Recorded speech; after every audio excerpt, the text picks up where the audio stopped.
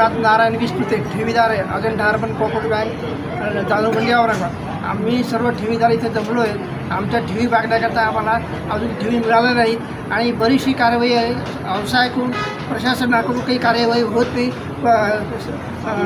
तुमच्या कोर्टाने सुद्धा यांना जामीन दिला आहे, तो योग्य नाही आणि त्याची ती अंमलबजावणी करत नाही।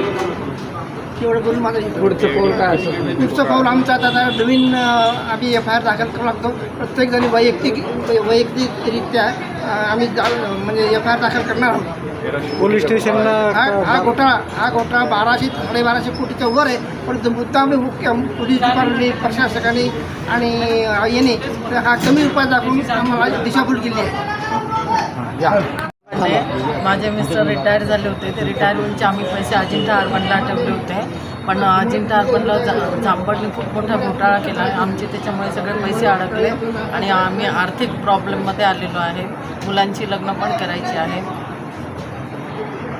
बाळकृष्ण मुलगा, माझे वडील ADCC बँकेत होते, तर माझ्या वडिलांनी रिटायर झालेला पूर्ण पैसा अजिंठा अर्बन बँकेत ठेवला होता। वडील 2013ला माझे वडील गेले, तर तो पूर्ण पैसा मी 35 लाख रुपये माझ्या आईच्या नावावर ट्रान्सफर केला। कारण आम्ही 3 भाऊ होतो, तो पैसा आम्ही 3ही डिवायडर करू शकत होतो, पण आईला सांभाळण्यासाठी आम्ही तो पूर्ण पैसा आईच्याच नावावर ठेवला। पण आम्हाला हे माहीत नव्हतं की हे आमच्यावर काहीतरी दुर्दैव येणार, तर तो पैसा आईच्या पूर्ण सहाऱ्यासाठी होता। पण आज आईला तो पैशाचा काहीच उपयोग होत नाही। आई आमची शेतामध्ये जाऊन राबराब राबते, तर कृपया करून आमचे पैसे मिळण्यासाठी आम्हाला काहीतरी प्रयत्न करून मार्ग दाखवा। अजिंठा कोऑपरेटिव्ह बँकेची ठेवीदार आहे। अजिंठा बँकेमध्ये 97 कोटीचा खोटा घोटाळा दाखवला आहे, 1200 कोटीचा खरा घोटाळा आहे आणि सुप्रीम कोर्टाने झांबड साहेबांना जी जामीन दिली ती रद्द करावी अशी मी आपणास विनंती आहे। बरं, जामीन रद्द करण्यासाठी पुढं काय पाऊल उचलणार आहे तुम्ही? आम्ही सगळेजण वैयक्तिक सगळ्यांचा FIR पोलीस स्टेशनला आधी दाखल करणार, धरणे आंदोलन करणार, रस्त्यावर येणार, कारण आता आमच्यावरती उपासमारीची वेळ आलेली आहे। माझं वय 75 आहे।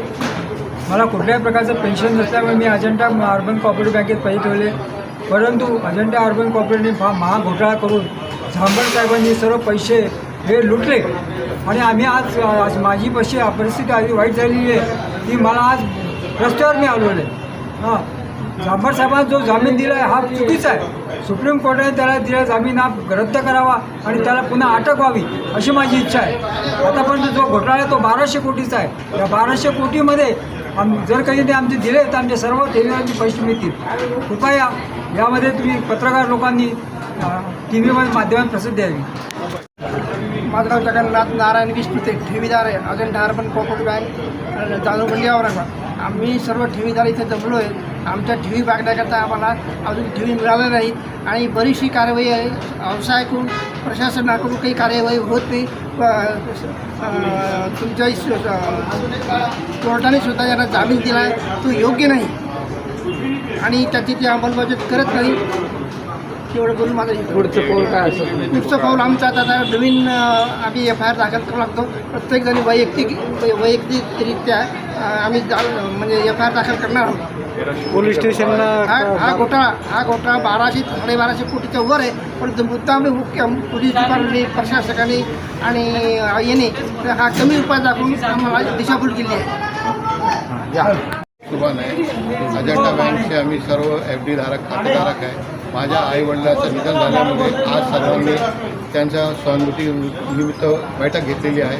तरीसुद्धा आज आम्ही बैठकीमध्ये हा निर्णय घेतलेला आहे की माननीय सुप्रीम कोर्टाने झांबड यांना सशस्त्र बेल दिलेली होती, त्या बेलीच्या अटी आणि शर्तीचा ते उल्लंघन करत आहे व आम्हाला धमक्या देत आहे, साक्षी पुराव्यासाठी फोडाफाडी करत आहे, गुंड लावण्याचा प्रयत्न करत आहे। तर आम्ही एक बैठक घेतलेली आहे की पुढची रणनीती आम्ही काय करणार।